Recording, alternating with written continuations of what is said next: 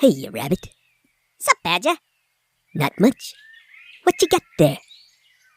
It's an iPhone. I'm listening to this podcast called Roleplay Geeks. Oh, what are they talking about? They're talking about the game called Root, where they pretend they are woodland creatures. Interesting. How is it so far? It's really offensive. They think all woodland creatures are thieves and psychopaths. Humans. By the way, where did you get the phone?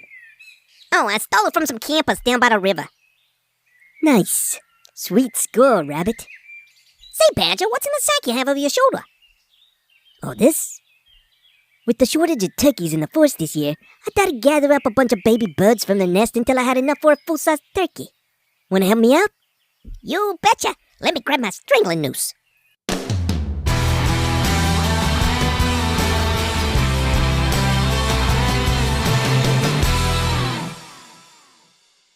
Hello and welcome to Roleplay Geeks. I'm your host, Frank. I'm your token hippie, John. I'm Tater Tot. Like cafeteria style or freezer bag? Junior high cafeteria style. Hey, man, you want your tots? He's Tater Tot. He's all about the cafeteria lady. And this Hey, she was pretty hot. Steve, are you going to actually introduce? At least his mic is on this week. 2 weeks in a row, his mic was off in the intro. So It's not that it was off. I was off. okay, and you are Tired. well. This could be someone's first episode, so we should try and be professionals about this. And Yeah, man, suck your gut in. say our names. Oh, if it's your first episode, welcome. I'm Steve. Mm. And this is Steve-O, aka the other Steve. And Wow. this week's episode, we're going to flow. Not at all. This is awful. But, well, let's see how we get through. We're going to talk a little bit about news items first coming up. Steve-O, take it away. Oh, okay. Well, before we get into that, just please remember to rate and review the podcast. It helps others find the show. We appreciate everybody that has been listening. Our numbers grow every week, and we want them to continue to grow. And we don't make anything off of this. We just do it for fun. But it is always gratifying to see that we get more and more downloads. So thank you to everyone that's been listening. And as Steven said, if this is your first time, welcome. The first news item that I have is, now I would pronounce it Paizo Games, but Steve, who formerly worked in a hobby shop, game shop, informed me that it should be pronounced Paizo Games. Is that correct? And I've got my Southern hick accent rolling here, so why don't you say it, Steve, so people will know the company? Well, that is correct. However, if you go by the strict Greek, it may have actually had another half syllable in it. But it seems that most people nowadays just pronounce it Paizo. So you're saying it's a diphthong, like Paizo. You're a diphthong. What'd you call me? So anyway, to the news item. Some of you may be aware, Pathfinder recently released a second edition to their popular game and of Pathfinder again. And they've now just released this week a second edition boxed set. They call it the beginner boxed set. And in it has an 80-page hero's handbook, including the rules for character generation, solo adventures, I think just a solo adventure, skills, spells, and equipment, and then a 96-page game master's handbook that contains an introductory adventure. All Also for the had- low price of $6,927. Yeah. So, and it has some cards that you use in it. It has a bunch of tokens and things like that, and a complete set of polyhedron dice. So, anyway, all of that, according to their webpage, MSRP $39.99, and you can add the PDF for an extra $14.99, which always chaps my where, because some great game companies like Chaosium, for instance, also Mongoose Traveler. If you buy the rule book directly from the or from the publisher or the game company, they give you the PDF for free. So that's just a little bit of an annoyance for me. Yeah, I mean, Now, when you think about it, it's not like they don't already have the PDF.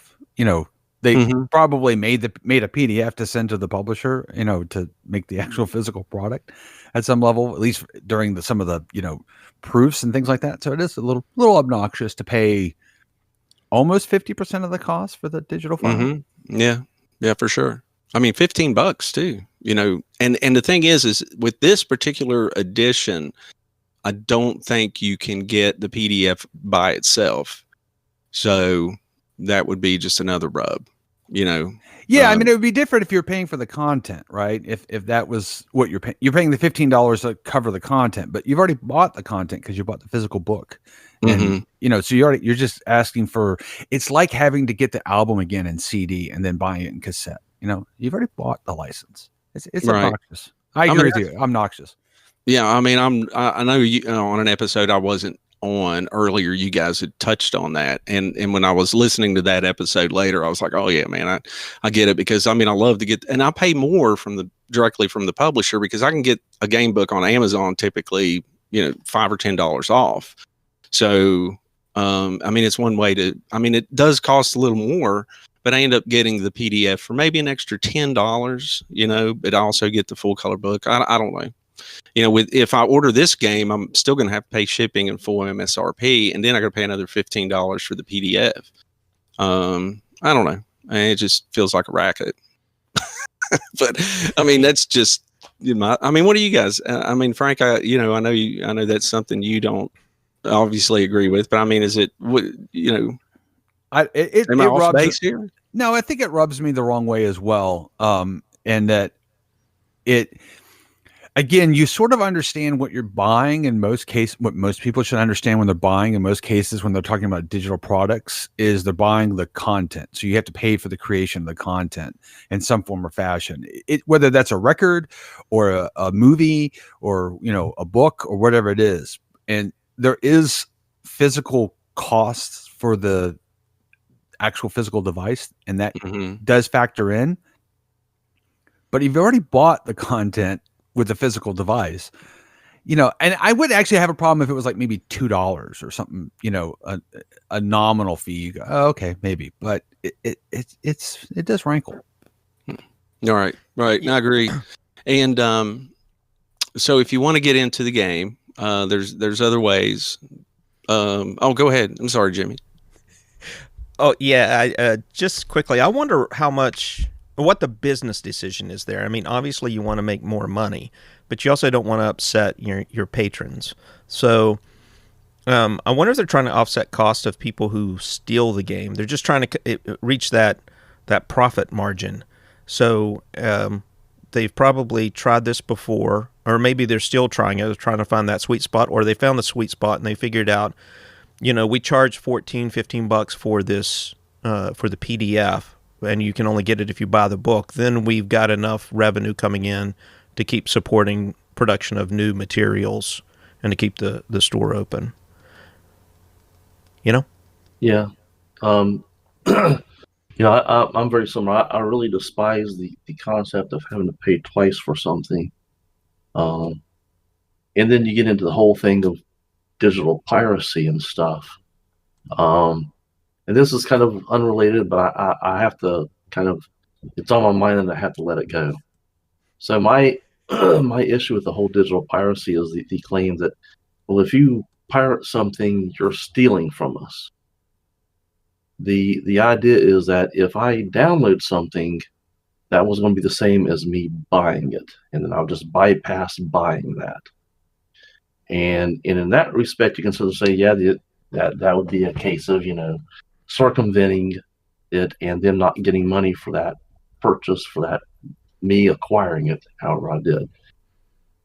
But the issue is, a lot of times if I download something, and this is a little bit off topic and stuff, but it's similar, is that if I download it instead of buying it, it is a case that I probably would not have bought it. I buy things that I want, But a number of times, like if we're playing a role-playing game like this is a good example. I like when they do something like a quick start rules, so you can actually try out a game and go, oh, this sounds really neat.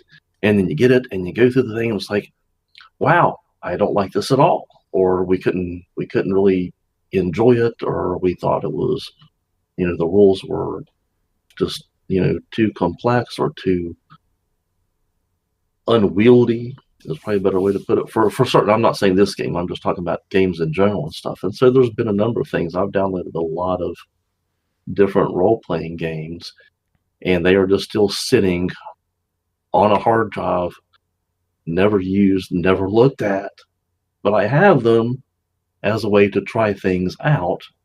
And I think it's an important thing for the publishers to kind of get an idea that having the quick start rules is a huge deal. Getting something out there for people to at least try, and then making it also easier because the other aspect I look at is when I buy a really nice hardcover book, it's really kind of a pain to worry about. Oh man, Frank's been eating Cheetos all night, and now it's the whole damn the binding and Frank. I'm just using you as an example, but I believe Jimmy would be the one who covered in the most potato chip that is dust. probably true. Frank would probably be Oreos. I will own the Oreos. Okay, wait a minute. Are they double stuff or?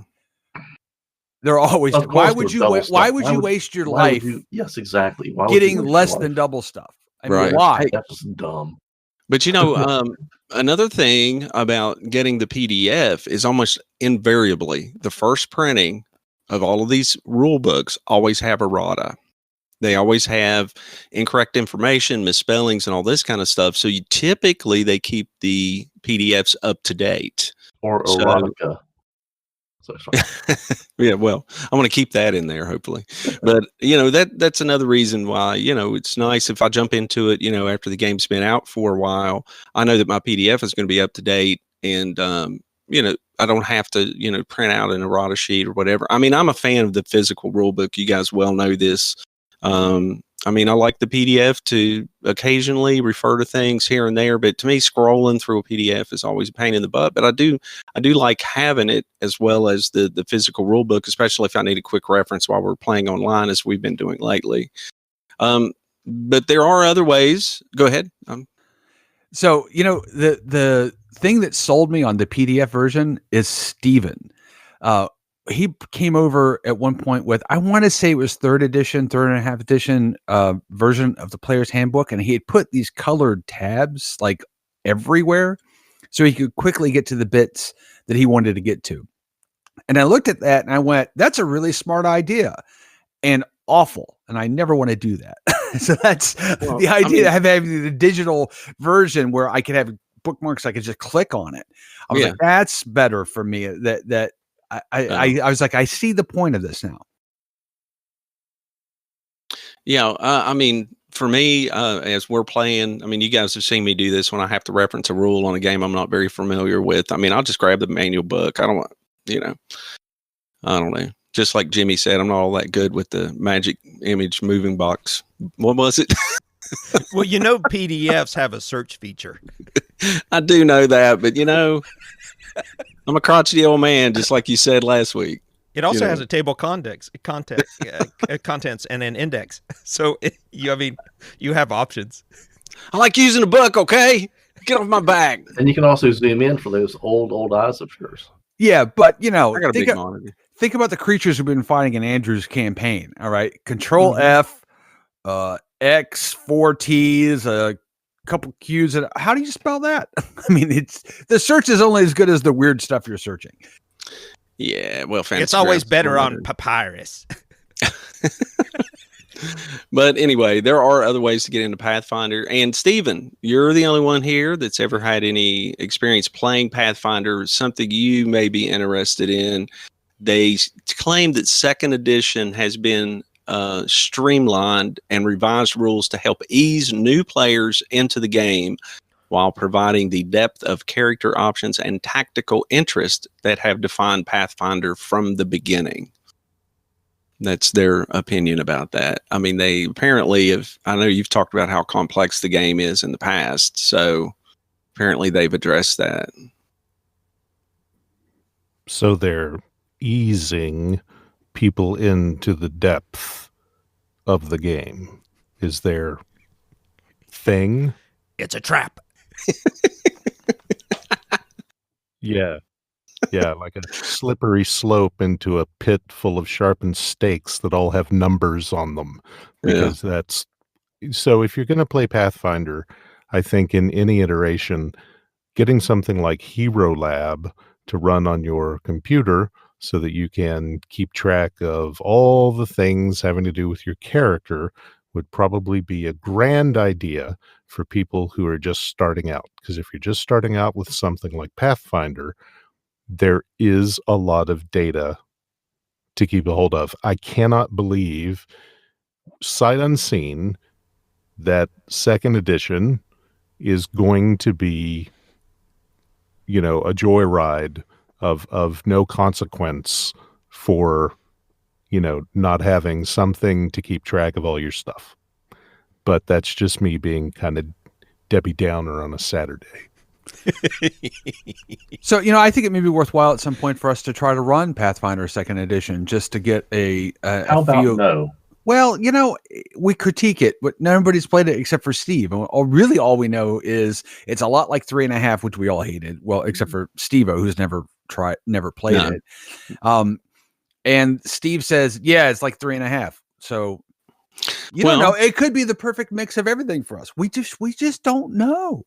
Well, I will say they do have the main rule book is $59.99 for the core rule book, but they have a 640-page soft cover pocket edition, which I'm not sure how big your pockets are. What? That's what they call it. They call 640 pages. Pathfinder Core Rulebook Pocket Edition, which is War and Peace Edition. Is that an encyclopedia in your pocket, or are you just happy to see it's it? like carrying around Webster's in your pocket. But anyway, the price is $29.99. So now some of these you can get on PDF, but oddly enough, talking about revenue streams when you guys mentioned the business model, in order to get some of these rule books, and I'm not exactly sure, they have a subscription service. You pay like $49.99 a year that automatically re-ups, and then you get like the Bestiary is going to be coming out, and then another book's coming out in March. And so but they're only the PDFs. So you pay like $50 a year and you'll get all of these rules and books. But see, that's a guaranteed revenue stream that they can tell their investors of like, hey, we have all these subscriptions. That's guaranteed money and, you know, in the business world. So I find that a little odd, but, you know, I'd probably pull the trigger on the PDF if you guys want to try it. I'd rather try Starfinder and you do a little more science fiction. So, but, you know, anyway, we'll maybe explore that sometime. So, Jimbo, you had something you wanted to cover? Yeah. So I'm into the miniature stuff, so we'll just do that really briefly. I don't know how many people care about miniatures out there, particularly given COVID's going on right now. Well, you are miniature. Yeah, it's you're so stupid. Anyway, there's this Kickstarter for this thing called Upzone. You know, that's the company is Upzone, but it's a pop-up. What's Upzone? It's oh, sorry. So this is pop-up terrain. Remember those books when you were kids and you would open up the book and you'd have these 3D little characters pop up, you know, like a little rabbit running around a tree. Gotcha. No, not everybody was twisted like you growing up. So that's true. Hey, I still read books like that. Come on. So it's a lot like that. They hit their mark. It's a Kickstarter, and it's essentially you get like there's three or four packs that you can get. They're based on different themes. One's like a dungeon theme. Another's a cathedral theme. I don't remember what the other one was. I should have probably made notes. This is professionals doing the research ahead of time is what this is, folks. They have $280,000 on Kickstarter with 1,700 backers. So I imagine a lot of these people are probably Warhammer people who play the tabletop stuff. Maybe not, but it's also usable for any 28 millimeter miniatures. It uses 1-inch grids, and you have 8 different sections, and each section looks like, I guess, like a Monopoly game, board game, where it's bifold, so you open it up, and then the individual buildings pop up. And they're strong enough to where you can actually put the miniatures on top of them. And when it's all put together, there's 8 pieces. It's 5 feet by just under 4 feet in size. So they're huge. And they fold up into that flat profile, so you can carry these around with you much easier than a big old box of solid miniatures. And I thought that was a really pretty cool advancement or new item for tabletop miniatures. Soon to be released by IKEA. Exactly. Oh, that would be wonderful. You know, I really don't have any comment for that. But again, I think we said it. I think we said a few times in various guises and on various points in the podcast that I wish I did miniatures more than I do. Like, I want to do miniatures. I want to engage in miniatures. I want to use miniatures. And every time I think about it, every time I start sitting down and working through in my head, I go, I just don't want to. And I've rarely found anything so obviously split within my own psyche. They go, I really want that, but I don't want to do the work. It's really odd. No, I get it. I mean, I enjoy making the stuff, but I don't know actually sitting down at a game and using it. Again, COVID has interrupted all of my plans that I initially had going into crafting stuff, because I started last November, and it took me a couple months just to sort of figure out the basics of the crafting and to get the 3D printer and start that up. And by the time I got the engine rolling, COVID had pretty much shut down any opportunity for us to get together and play. I think we got together one time after you first had done stuff. You brought like a bunch of stuff over to Frank's. Mm-hmm. You know, we got to look and go, oh, that's really cool. We ought to use these, but we were in the middle of the sci-fi one and stuff, and they were all fantasy, so we didn't get full of them. What are you going to do? Yeah, I kind of think that in some ways it's like a video game with really great graphics, you know, in the sense of, like, when you first get in, you start looking at it, you go, wow, this is amazing, and this is astounding, and look at that little thing over there. Oh, it's just, wow, I'm so impressed. And then you start playing it and you realize this is actually not as much fun in the practicality of day-to-day actually doing it as you thought it would. And I think that's my fear with miniatures, that it would get in the way despite it being kind of cool in a lot of ways, you know? Well, basically, I think our issue with is that generally we have always kind of done the theater of the mind that we kind of constantly go on about. None of us really seem to enjoy the tactical side of things, which is kind of surprising. I mean, for me, that makes a lot of sense. I hate playing Risk role-playing game.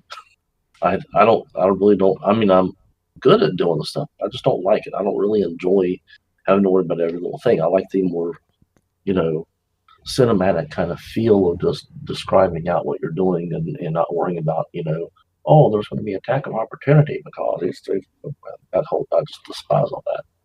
And so I don't enjoy that. And that's what, for me, that's what it kind of comes down to. The whole miniatures you just get too bogged down with the ridiculousness of some of those rules that I don't find fun. I disagree. I'm finding it quite a bit fun doing that with Andrew's game in Fantasy Grounds. Well, screw you, hippie. well, finding the balance for sure. I mean, I didn't like it to be heavy-handed, you know, where it was just a board game, which is how we started out.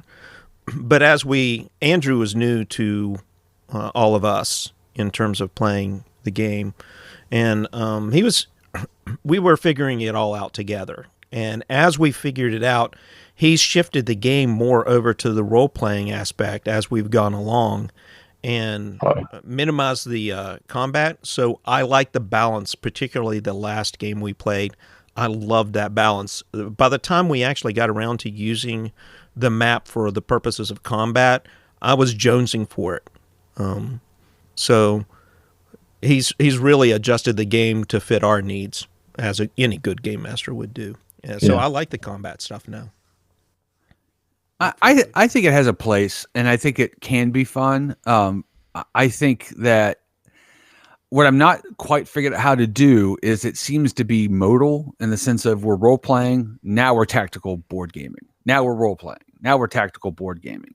And I'd like to see a little better blend of the two. So in the last game, for example, and we're sort of digressing a little bit, I role played quite a bit and I had a lot of fun. And I think we all had fun with some of the things that happened in that. But as soon as we hit the fighting aspect of it, my role playing, my character disappeared and my character as a tactical token took over. So my character's role, because of the spells he has access to, is for crowd control. And what it forces me to do because of the tactical nature of it is to role play that function as opposed to role play that character. So I'm still struggling a bit with how to blend those two a bit better personally. Yeah, you know what? I felt like it blended the best it has to date, and for this last game, and I really enjoyed it. I didn't take it out for me.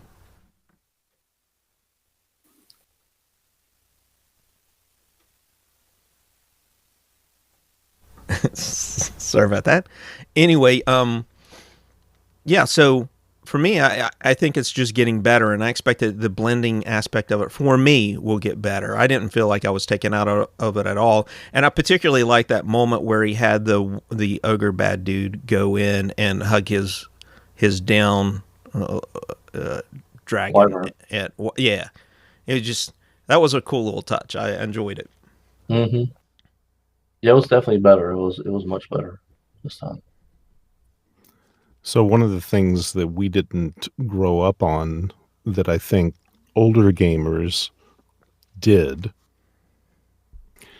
is that we talked before about how we didn't have enough money for miniatures, that those lead miniatures were so expensive that we didn't invest in them when we were younger. It was enough that we were saving up to invest in the source material or the new gem dice or dragon dice that came out. And so we kind of missed out on that. But the majority of people that I know who actually play with physical miniatures, whether it's a wargaming game like Warhammer or whether it's a tabletop RPG, they invest a lot of effort into their miniatures, the painting of them, the choosing of them, with some places actually having custom miniatures made. I knew people who used to take the old lead miniatures and cut arms off of one and put them on the other, or heads, and they used to totally hack them. And some people have, a whole basement filled with art supplies for doing this, and they invest in that as kind of their little avatar. How we talked before about, in the early days, maybe our characters were more a representation of ourselves, whereas now maybe our characters are a representation of something else that we're playing. And I believe that for the majority of people who play with these things, it gives them a connection, a tactile connection to the game that they don't get in any other way. And it gives them that connection to the role playing and the spirit of the character that I think we kind of missed out on just in how we were brought up in gaming. You're wrong. No, I'm just kidding. I just want to say that. Just being a contrarian today. You did it. You have to go wrong. Sorry. Wrong. Okay. Sorry. I completely screwed that up. That's on me. Fake opinion. Nice. Okay, so we've talked about the miniature stuff before, but let's go into another aspect of gaming, which is, I don't want to say character creation. Let's talk about party creation, which is something I don't think we've talked about overtly in this podcast before. We are, as we mentioned before, a couple episodes ago or something like that, about to embark upon playing the game Root. Now, this was John's pick for the unusual game that we should all try.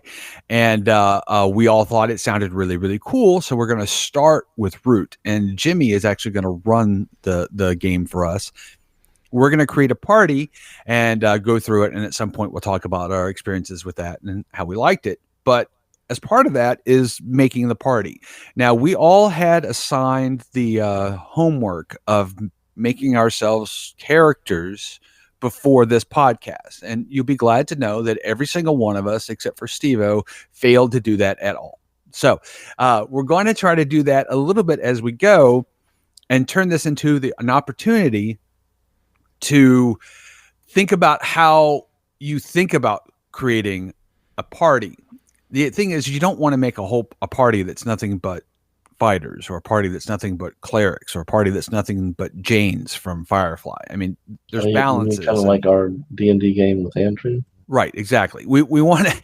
It helps for everyone to kind of sit down and think through how to do this. And I think what gave rise to this is that for me, what gave rise to this is last night I was going through trying to figure out how I wanted to make this character, and I was stuck on a lot of things going, oh, but I want to do this, but why don't I do that? So I think we should start having a conversation about that. Now, I want to preface this by sort of going from some of the news item to this, is that I really love this quick start guide. And I think this is a quick start guide in the absolute best sense of the term for games. And I think that a lot of games should follow this model, in my personal opinion. And what I love about it is that there's a lot of stuff in there, and there's just enough stuff to make me go, oh, I want this other thing that they mentioned. So in the quick start guide for Root, they mentioned there's 2 factions, I think, that you can pick from, 3 effectively, which is, I can't remember the names of them, but one's unaligned essentially. But they mentioned in the full game, there's like 6 that you can pick from. 7. Okay, yeah, so I didn't remember. So there's a bunch you can pick from, and the names alone made me go, ooh, what's that one about? Ooh, what's that one about? I'd like to find out more information. And then what you do is you make playbooks, which is kind of like a class. So you pick your playbook that you want to follow. And in the quick start guide, they have 5 or 6, something like that. 6. There you go. And in the fuller version, they say there's other playbooks. But I think this is wonderful, the way that they've introduced this stuff. And they've said, look, we've got the basics for you to get involved in. If you want, it's a taste. If you want more, you got to get the bigger thing. And I personally like that. What do you guys think? I like the quick start guide. So, giving a free quick start guide to get a taste for the game mechanics, for the gameplay, the way everything's put together. This is a deviation from what we normally play, because you're playing animal critters in a forest, which, that's not something I've ever done before. That sounds exactly like what we always do. Well, and it's an entirely different. It uses the Apocalypse engine, which is I like the name. It's significantly different from anything I've done before. It's simpler, I think, and maybe I think this game's probably a little easier for people who've never role-played before to get into it. I mean, it doesn't use polyhedral dice. It just uses 6-siders. And it's based on Root the board game. So if you have some board game experience, and particularly if you like Root the board game, this is an easy way to transition over into role-playing. And for younger people, I think it's probably a really good system. And that it's free to get started, and you pretty much get the entire game system, I think is pretty cool. That's what I was saying earlier and stuff. I really think that most companies should get on board with doing. I mean, they may not have to do this one seems to be very encompassing, as far as the rules go and stuff. But if they want people to kind of, buy into stuff, I like this sort of thing where you can actually try things out. Now, I've got a ton of exact same sort of thing, with little quick start rules for different game systems and stuff. And the thing is, we never end up getting into them and playing them. And that's fine, but I would tell you, I would be really, really, really, really super pissed off if I'd paid $50 for a rule book and then we never played the game. And whenever our friends did a bunch of that, we'd see something, go, oh, that looks really neat, and he'd pick it up and buy it, and then we, at best, played it once.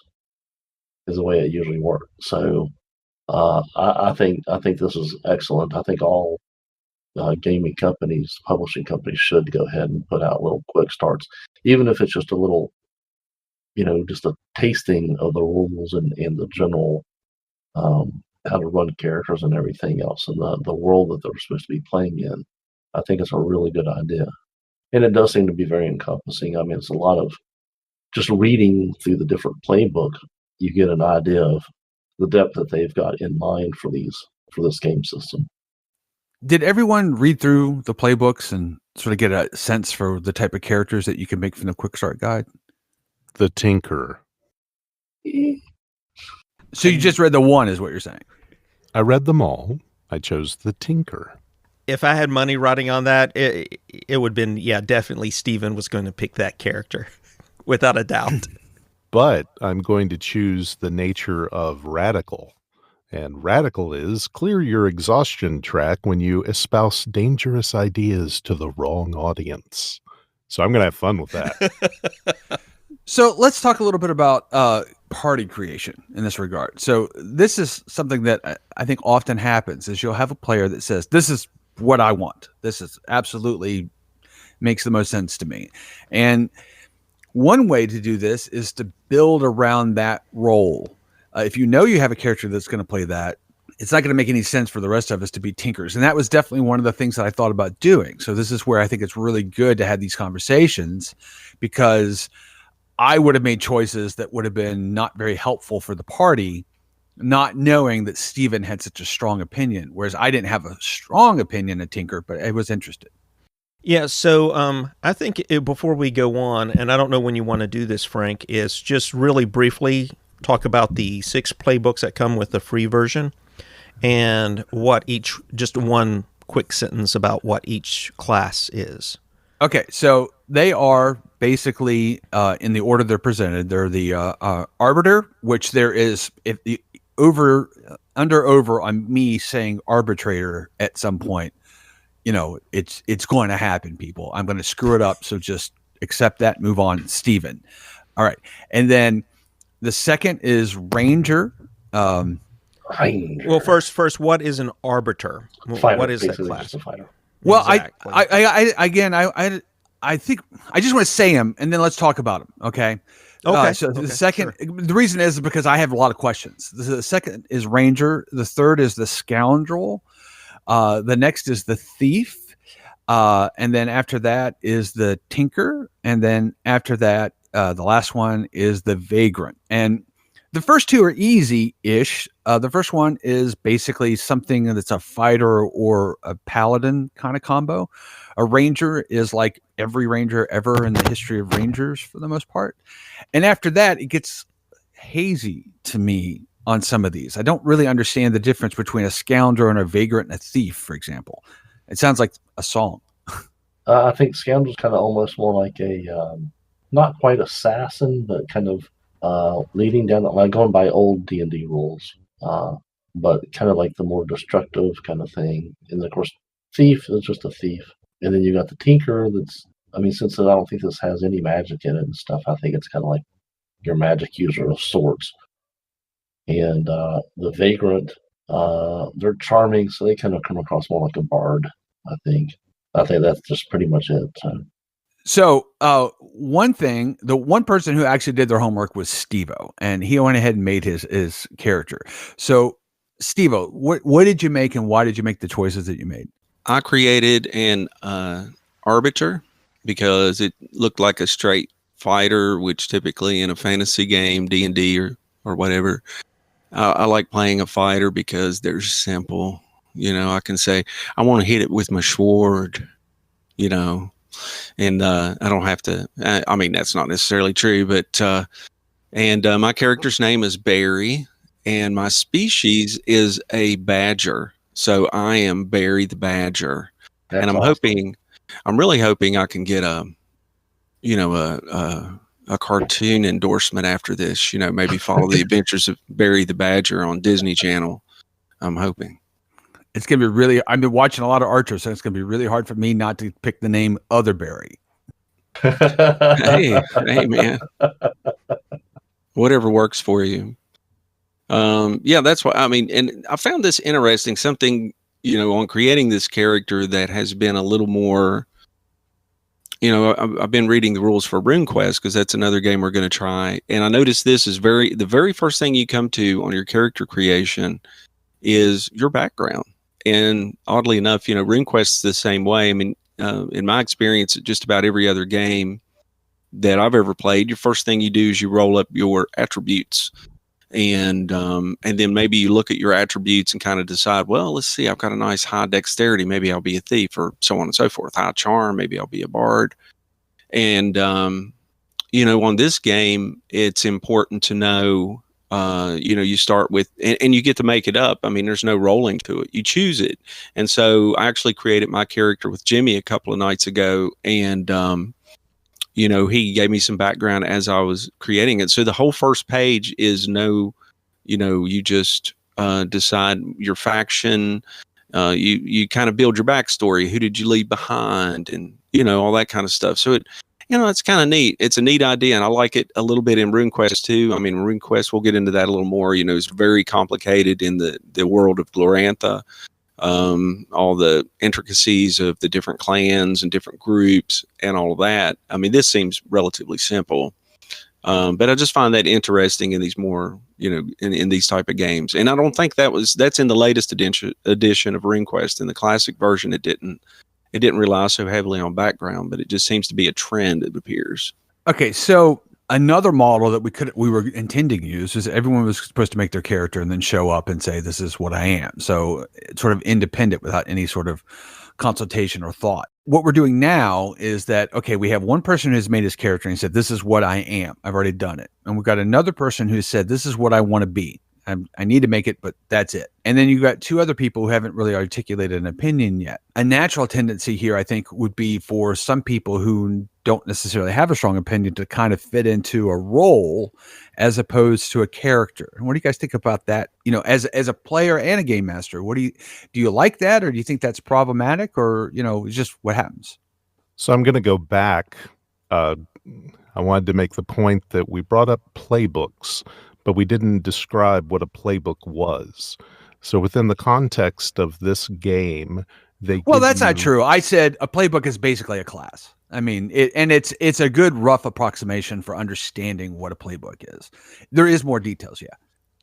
So what the playbook is not a class. What the playbook It is a class. You're totally wrong about that. I disagree with you 100% on that. It is basically a class. It has some stuff about like some background and stuff like that, but it is effectively a class. Frank, let Steve have his say, man. Well, I just want to interject really quickly here because I think there's maybe a little confusion here. I want to see where Steven's going to go with this. Okay, fair enough. But I do want to say this. The most important thing going forward is that it uses a whole different system. And one of the most important pieces of information you have to have going into it is to understand that you can pick any animal character you want, a bird, a fox, a duck, a moose, whatever else like that. And it has no bearing on the game, really, game mechanic wise, which is weird. It took me a little bit to wrap my mind around it. Now, well, it kind of does. I mean, because because of those factions and the social aspect, and they talk about that where like if you pick a wolf and wolves aren't normal, then you'll looked at weird. So socially it kind of does, but in the grand scheme of things, the most important thing to understand is that every critter has the same access to moves, and the whole game is based on moves. Class, as we're used to seeing it in other games, is not it's not a one-to-one mapping to playbooks. Playbooks are way more than just class. And with that, I'll leave it to see what Steven's viewpoint on this is. There you go. That's close. A playbook is a very nice template of your vagabond, and your vagabond is your type of character and the class.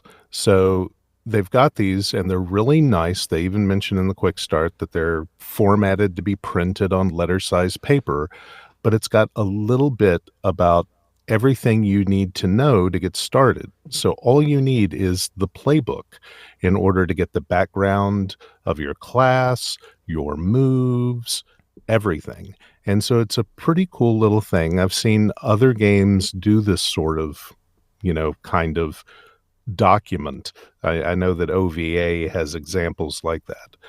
But it's really neat because when I played Pathfinder, for example, there was so much I needed to know for my character. I made my own version of a playbook for Pathfinder, where I copy and pasted all this stuff that I had in PDFs to make this document so that I had everything that I needed to play the game. So that's kind of their implementation of that mechanic. So one word I wanted to say is traveler. I'm worried that our drinking game is falling by the wayside. I actually had some traveler news, but then my internet went kablooey. So traveler, have a drink. Continue. Well, I one of the issues I had with the playbook is I felt the playbook is the opposite side of what Steve's saying. Is he's saying it's nicely encapsulated and gives you, and I think it's a great introduction for anyone. I think Jimmy said this explicitly, for anyone who hasn't really played the game or played role playing before.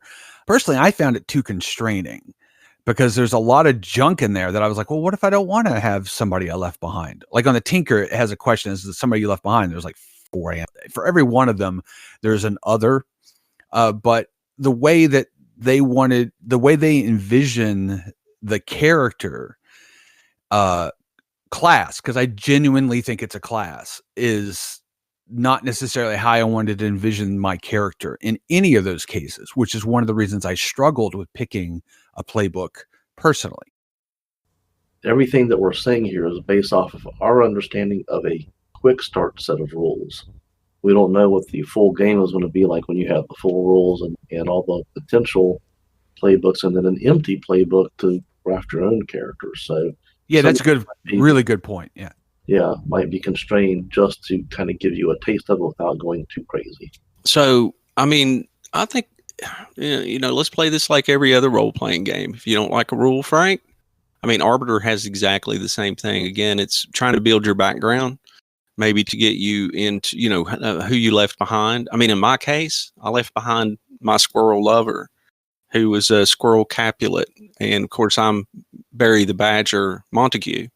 And, we had a tragic romance. I had to leave, it was causing a feud. So, I mean, it helped me build a background to choose that. But on the other hand, Jimmy's the game master. And if you go to him, just like any other role-playing game, just say, you know what, I don't want to leave anybody behind. I want my background to be I was an orphan, whatever. I'm sure he will say, sure, no. He's not going to say, no, you have to pick this. It's just, I feel like these background rules are the reason we see them cropping up now so much, is because I think it helps maybe especially people new to the game, new to role-playing games, that is. I think it helps them maybe start getting into their character, right? I mean, it's not a lot different than, you just use dice, but it's not a lot different than what we really like about Traveler character creation, rolling up all your background. Yeah, I had to say Traveler again. So, drink. Well, I think the interesting thing is it having this is kind of like all these are basically little snippets of Steven, So like, well, whenever he creates a character, it's like, well, so yeah, you guys have stuff, but my orc left behind is this kobold lover and blah blah. There's all these, and this is kind of what Steven does when he creates a character. When he and he completely fills it out with some backstory that we don't know about because he never tells anybody, even the GM. But he's got it in his mind, and so there's all these things that we're like, well, why is he doing that? What the hell is wrong with him? Because we don't know. None of us know. He knows. And we just have to go that when he then explains it later on that he wasn't just, I've completely forgotten it and mean to do that, but I just came up with something we don't know. We have no idea.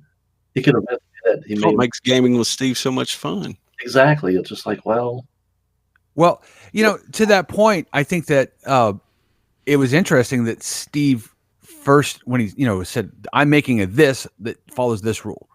He didn't actually mention any of his background in any real meaningful sense. which we know you've got this character's lineage going back 14 generations already worked out in your head. And you know, like John said, you don't communicate that normally, but you've got that worked out. But this game really wants you to have that on the forefront, I think. And you didn't talk about that or share any of that. And I'm wondering if it's because you didn't think it was relevant, or if it's because you felt that the decision matrix on the playbook led you to only a few outcomes, and therefore it was implied by the choices you made. The decision matrix in the playbook lends itself to the choosing of the class, the vagabond, first. But as soon as I saw it, and I saw the uncomfortable situation bit, I put it together that he's on the spectrum and he loves to hug people inappropriately. The question is who did you leave behind? I didn't really leave them behind. They kind of went somewhere else. Exiled from the clearing. This Disney adventure just got a lot darker. He was a serial hugger. Badgers don't hug. It's something you have to find out. And So, Yeah. So Steven's a badger, and Steve, you said you're a what? I'm a badger, man. You're a badger too. Steve, Steven, so- why do you always pick what I pick, man? Last game, Dungeons and Dragons, I'm a paladin. Now I find out Steve's a paladin. Well, So, again, this is when you're making a party. It's good to have everybody in the room to kind of talk this through. But I don't know how much multi-species is going to play into this. So we're brothers in the badge. We have our shared burrow. if you allow that, being that my people sent me out of the burrow for my affections. Only one thing I need to know: are you a Capulet? Just curious. I'm a Capulet, but I'm Montague curious. Well, the right. interesting thing here, Quite enough right there. the interesting thing here is that you really could make a shared background story, right? And so that your brothers or cousins or friends or something like that, because you come from the same thing, and so Stephen has been cast out due to his predilections, and Steve-O is gone with him to help protect him into the wild world or something like that. So it is kind of neat. It does lend itself, these sort of conversations before you actually start, to doing some sort of preliminary role playing in a lot of ways. Or Steven went with Steve-O's character to give him hugs because Steve-O's all down because he lost his squirrel lover. Yeah. Nice. Or we both came from the same burrow. He knew I had been exiled, but somehow I ended up meeting up with him and he can't get rid of me. We could just go a lot of ways with that. So let's talk about, interesting to explore. so let's talk about the other two people. All right. So John and myself, in terms of the characters. Now, John, have you given any thought to your playbook? I have. Would you like to share it with the class? So I had been thinking of going with, wait for it, the Ranger. Oh, okay. I actually was kind of interested in that, or the maybe the Scoundrel. Kind of that sounded kind of fun too. I thought, well, I might just do the Ranger. It'd be interesting. The Ranger in this kind of sounds more like the Ranger in kind of old first edition D&D kind of stuff, where they kind of really point out that you're a loner. You don't like people. You don't like towns, cities, villages, any of that stuff. You like being out, sleeping under a tree. That's what this kind of comes across as. And I thought if I was going to go with anything, I would probably be a fox. That was kind of my take on it. Probably be a fox. And so yeah, that's kind of where I was going to go with. So Robin Hood and Little John. right. I really thought you would do the thief. I'm not surprised. I know you play a lot of Rangers in the D&D. So, they actually have a picture in the rules of a raccoon, and under the thief, and it's already got the little masks. They already got their little hands. You know what I mean?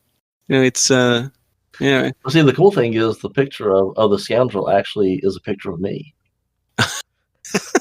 I actually modeled for it. I didn't know what I was modeling for, but that's what it was.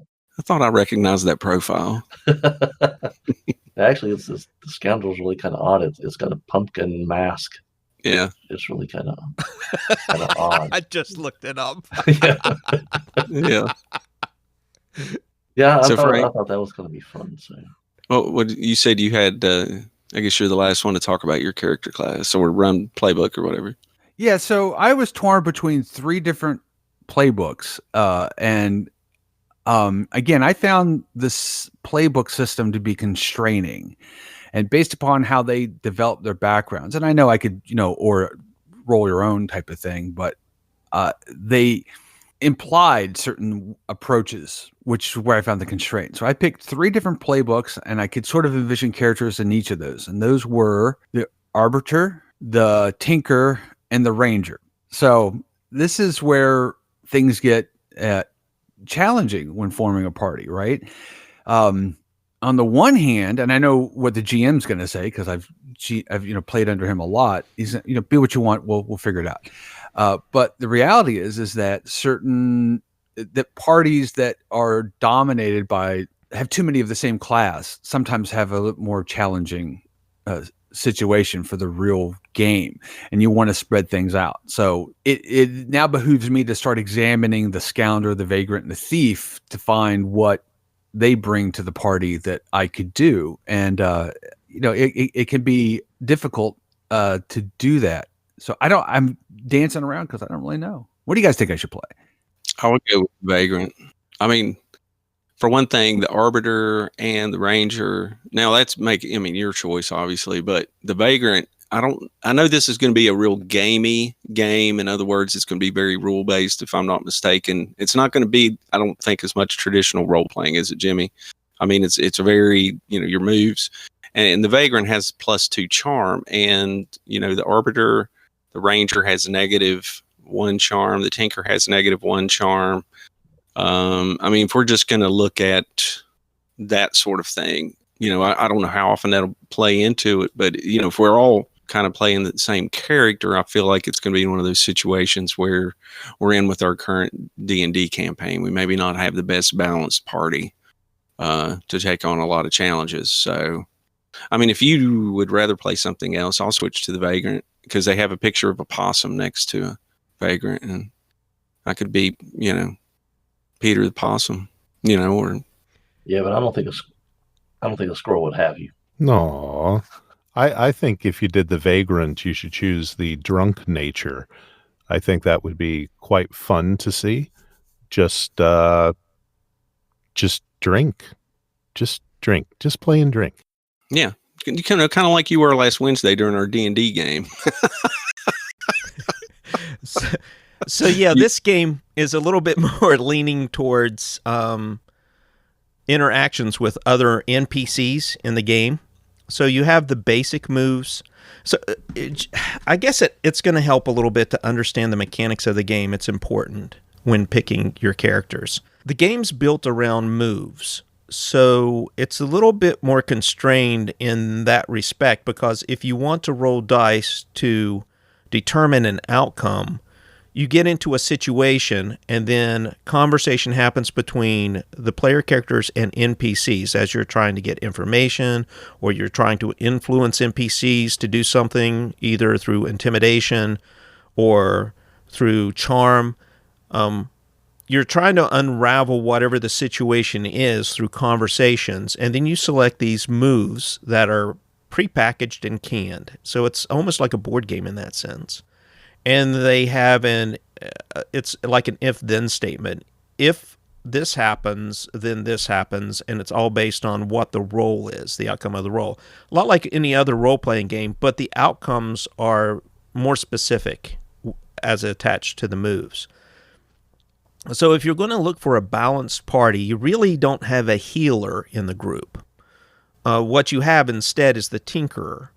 So you have 3 different kinds of damages you take. You have injuries, which is the damage to your person. You have decay, which is damage to your equipment. And once your equipment's been damaged beyond repair in a particular situation, it has no effect. So you break your sword or your bow breaks, something like that. And then you have exhaustion, which is you're too tired to do anything. So these are the three different injuries you have to take into account when you're playing the game. Now, there's no real dedicated healer. I guess if you want to get your injuries taken care of, you're going to have to go somewhere, rest, and maybe find a little squirrel or rabbit that's able to come over and heal you with their medical knowledge. And that's going to be an NPC. Or Rook. But most cases, you're going to be... They'll feed you herbs. Herbs.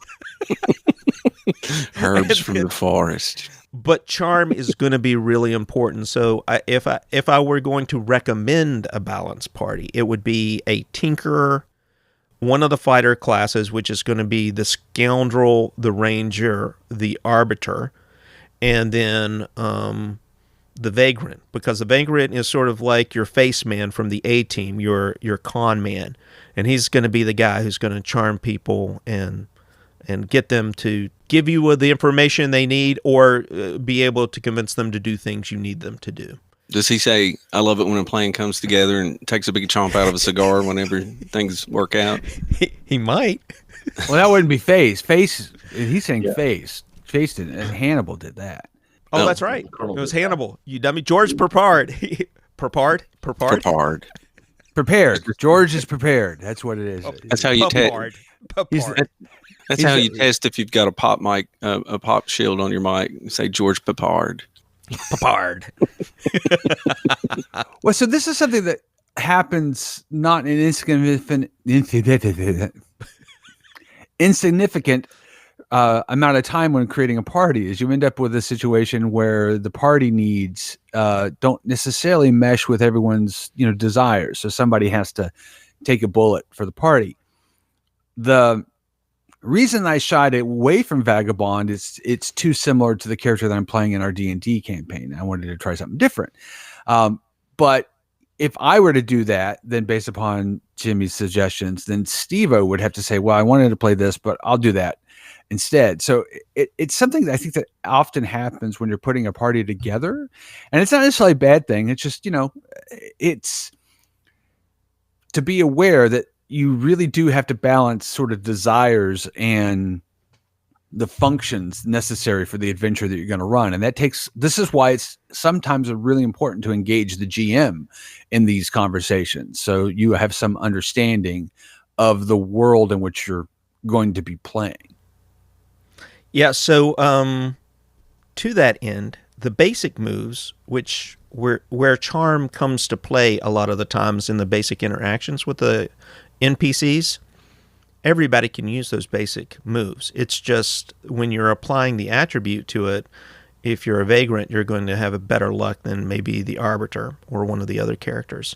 So it doesn't mean it's going to constrain the game in terms of what you can and can't do. What it is going to do, however, is probably lean the game away from resolving things through speech and talking and communication, and push it closer toward resolving it through conflict, like physical conflict. So you can still play whatever you want. And in any of my games, if I feel like there is a position that needs to be filled that isn't filled by any of the player characters, I'll just insert an NPC in the party all and I heard act there as a was player murder character. hobos.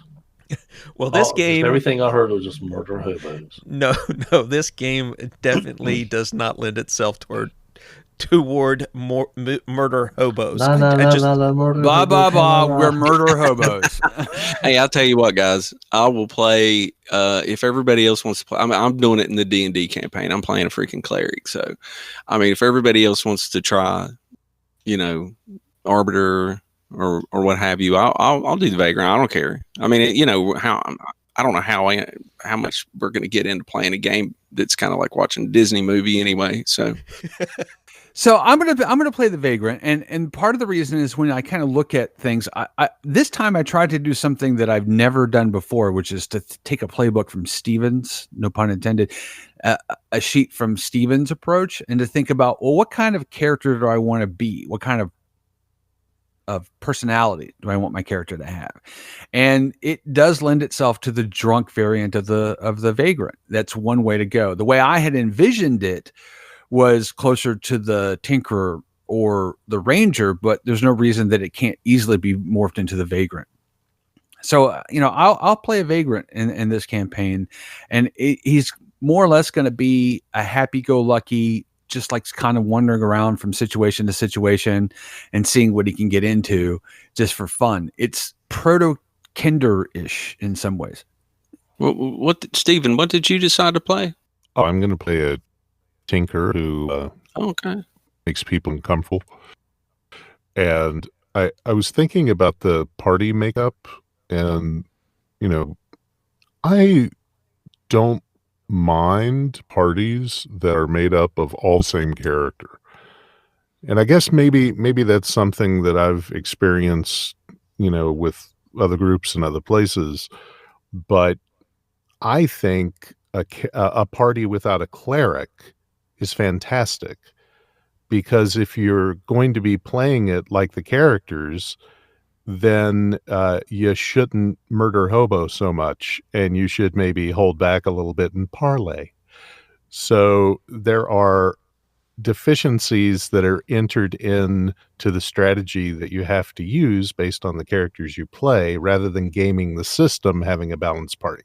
Alternatively, you attack first and swiftly so nobody can hit you because they're dead. How's that been working out for us? I'm just saying, Murder hobos. there is I don't think it implies that you have to sit back and parlay and have a conversation. That is one approach. Actually, Hyper aggressive is another approach.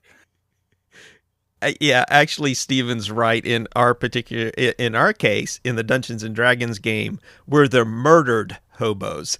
Because we're not doing that well.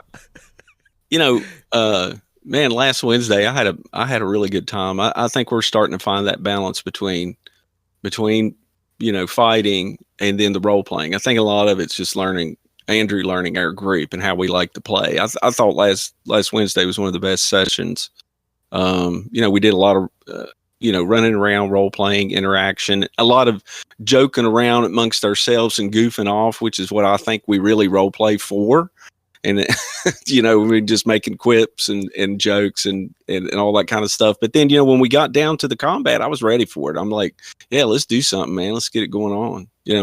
And this is what happens when one of us loses their internet connection. Because we had all this conversation, actually, believe it, earlier. But it's nice to know that we're hitting. I think most of us feel we're hitting our stride, right, in some form or fashion, which is good. That's what you want out of an adventure.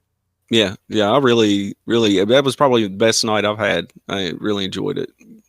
And we played till after midnight on a work night. So, that was pretty unusual. So we must have all been having a pretty good time. Yeah. So maybe I missed it, Frank, but we've got Steve-O's a badger. Steven is a badger.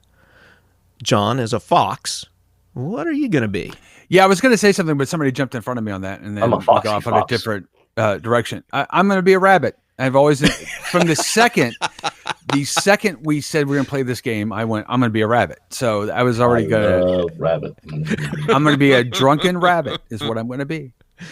And just for the record, John, you are a fox in real life. You're like, know how in Russia they've got that lady who's been raising foxes for like 50 years and breeding them into like docile, complacent, giddy, laughing, yippy, joyous little dog things. Well, John's like in the other cage. We can't let him play with others. He chews off their not. ears. Nice. So one of the other important things to your character creation for the game, a little bit more so in some respects than other games, is your look. I mean, basically what you're wearing, how you present yourself. So do you guys have a sense or a feeling for, how you're going to dress, how you're going to look? This is an example where I think the playbook, I want to say constrained me in the sense of the looks that it puts down for Vagrant. It just there's just suggestions. I mean, you can pick anything you wanted to, but the way the looks they chose made me picture certain things, and it became very difficult for me to move off that. So, using what they have there, I'm going to be making a inconspicuous looking drunk rabbit. That's basically it. I'm going to wear fur. I don't know about anybody else. You're going to be a badger in a fur coat. What's the fur made out of? Yeah. It better not be badger fox. fur. Oh, Yeah, no, it's not that's gonna- even worse. Rabbit collared fox jacket. It's Something going to to do be a fox. androgynous, well groomed, but then the other thing was faded military insignia or eye patch, repaired clothes, or tarnished locket. None of those fit, so I have to do something else. I was just imagining Steve-O's character with a fox cloak with a little hoodie that's a rabbit hoodie that comes down with the ears flapping. Yeah. Yeah, pull the little head up like, on what is it, Christmas Story? Where he wears the rabbit suit. Yeah. Exactly. This is going to be a hard game to get through with our GM falling into giggle fits at every turn. Now I'm really interested to see what Steven has for his look, because he's always pretty creative. Not to put you on the spot. Well, if I'm just going to go by the things that are here, just to make it even more uncomfortable and spread the breadth of who I can hug, I'm going to be androgynous, but wild looking.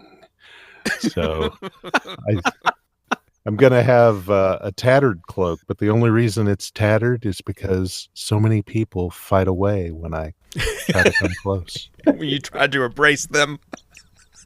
Absolutely. It's my affection cloak.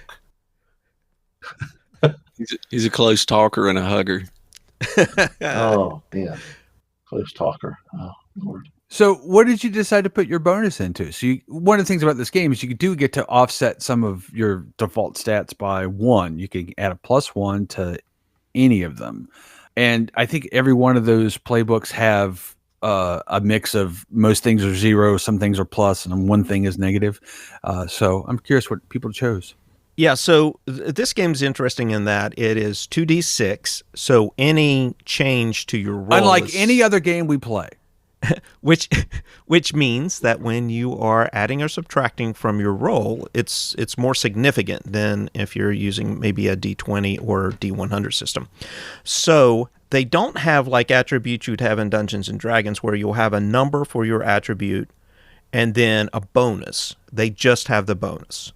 And that's what you're going to add or subtract from your roll. And every playbook has pluses and minuses preset for your 5 attributes, which are charm, cunning, finesse, which is like dexterity, luck, and might, which is like your strength. So think very hard about what you're going to do in terms of adding a plus to any one of those. Mine's attributes. Or don't. I picked, I went with, and actually, no, I was wrong on Arbiter. Actually gets +1 charm already. I think I added 1 to finesse. I asked Jimmy specifically how often luck may play into it, because the Arbiter does have -1 starting off. And the way he explained it, I just chose to go with maybe a little extra finesse. But then, yeah, I don't know the moves I picked. I don't know if you want to get it that deep into it. I don't know if you guys have gotten into that part of it yet. Like what drives, I went with justice. My moves, you get to pick 3. I picked brute, which was a +1 to my might. I picked hardy, take 1 additional injury, and weapon master. So those were my 3 there. And then my weapon skill, I chose vicious strike just because it sounded so cool. And it was the only skill that was 2 words, as opposed to cleave, parry, and disarm. So he put a lot of thought into it. I did. What about you, Steven? I'm going to put my extra point into cunning, because I'm usually have to figure out a way to weasel myself out of a situation that I've gotten myself into, or to try and influence somebody who doesn't want to be influenced because they're put off by my closeness. John, All right. where are you going to bump up? All you listeners, just real quick, this is the way Steve role plays all the time. Okay, just so you know, when we're in the game. So I was actually looking at the wrong thing when I was looking at my look. So I got to go back on that one. So I'll still probably do the androgynous because it might be funny to have a really cute little fox thing and stuff. Then I don't know what I'd have for the other stuff, but probably have like maybe a smoking pipe might be kind of neat, and maybe just practical. I don't know. Anyway, so then getting down to I was thinking maybe finesse, but I'm not seeing much in the way of the moves. Which things affect which moves? Like the specific one. Let's see. Yeah.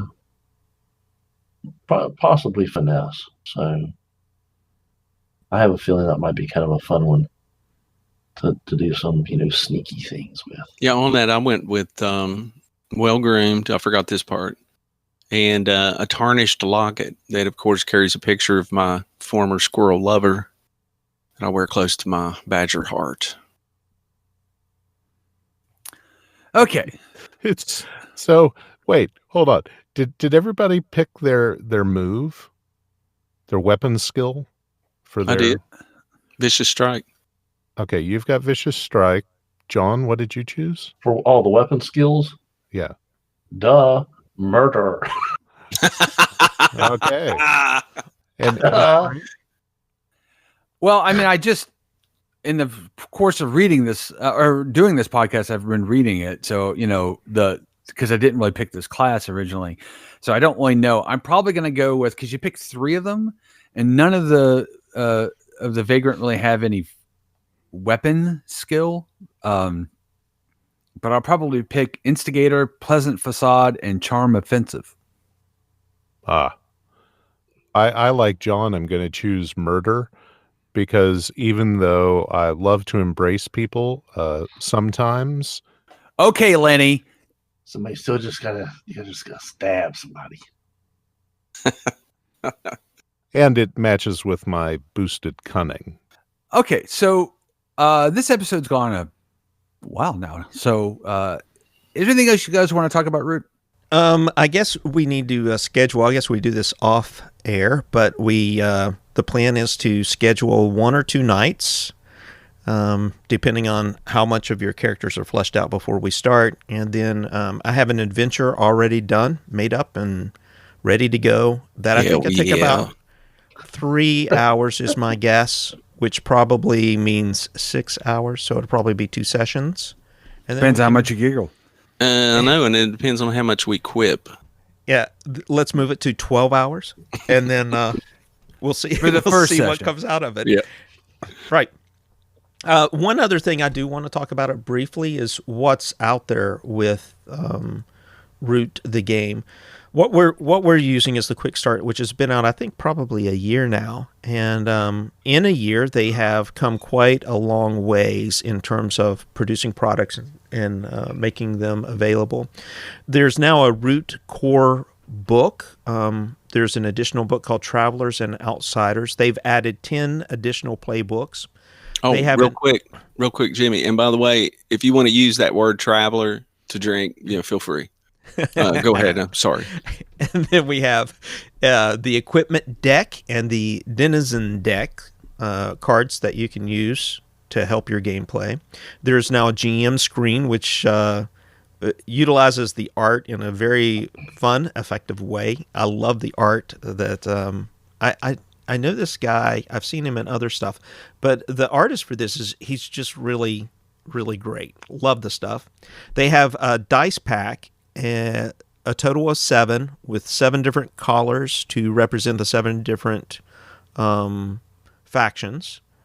And then there's an additional GM screen that includes notepads. I don't know what the difference is between the GM screen and the GM screen plus notepads. I guess it just includes additional notepads for scribbling notes. And then you can also get the clearings booklet, which is a booklet of maps that shows you different sections of the forest and clearings.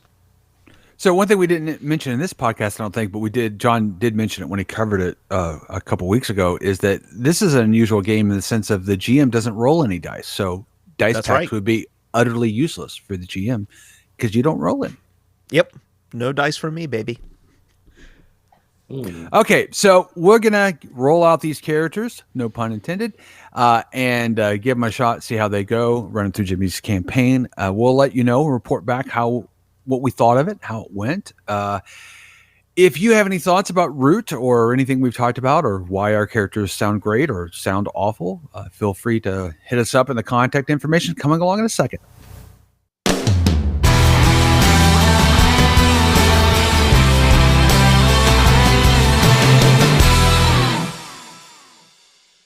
That's all we have for this week. Thanks for spending time with us. Please leave a review and comments wherever you listen. It helps others find the show. If you have topic suggestions or would like to get in touch, you can reach us at roleplaygeeks@roleplaygeeks.com. Head on over to the website for an archive of all our previous shows, as well as links to all our social media channels. Thanks again, and we'll catch you next week.